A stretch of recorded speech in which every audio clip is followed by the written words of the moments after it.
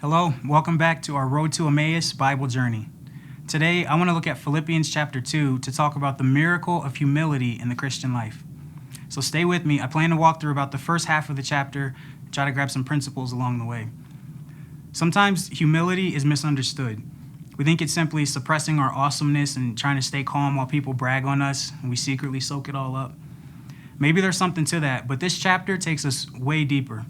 I believe Paul proves humility to be a supernatural work as he paints a powerful picture through Jesus' sacrifice for us.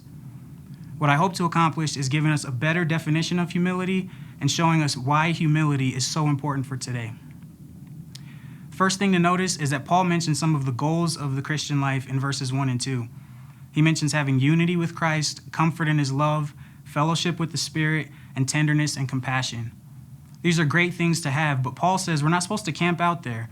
As the shepherd of the Philippian church, Paul says his joy isn't complete until they allow their personal connection with God to produce a personal connection with others. So then humility starts in verses 3 and 4, where Paul says, do nothing out of selfish ambition and consider others before ourselves. So consider this. If we're truly spending time with Jesus, we should learn to be like him beyond just loving things about him. So that means we have to learn to love what he loves, who he loves, and how he loves. I'll even go further to say that if we say we love God, but have no concern for those around us, our love for God is in question. Sometimes we get stuck focusing on the amazing things God has for us, and we forget he wants to work through us as well. I've gotten selfish in my own walk with God at times, and once I felt like he said to me, as long as you're serving you, you're not serving me. It's sobering, right?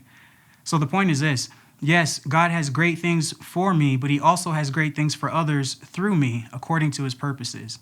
So again, part of defining humility is allowing ourselves, simply allowing our love for Jesus to create in us a love for others.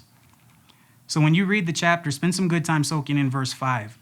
Paul says, our attitude should be the same as that of Christ Jesus. That summarizes what we just talked about in terms of spending time with him to become like him. And it also transitions us to the next half of our definition in looking at Jesus' incredible humility. Verses 6 through 8 teach us some things about the nature of Jesus. Verse 6 says Jesus is God. 7 says he emptied himself. And 8 says he was a man. So there's a lot we can say about the theology of these verses, and there's a lot of discussion about what it means for God to empty himself. But the main thing for today is that Jesus was fully God and fully man all at once.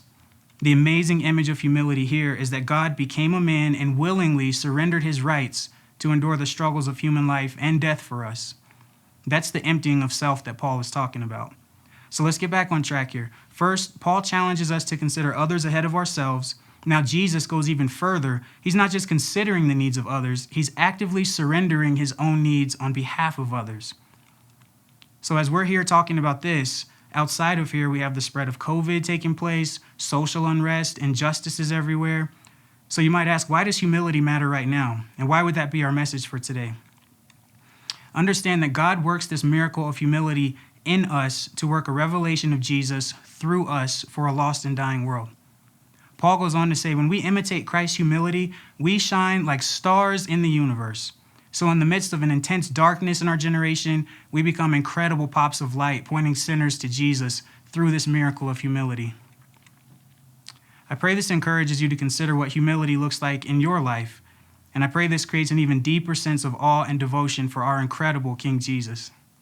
Stay encouraged as you continue on this journey through Philippians. We'll see you next time. God bless.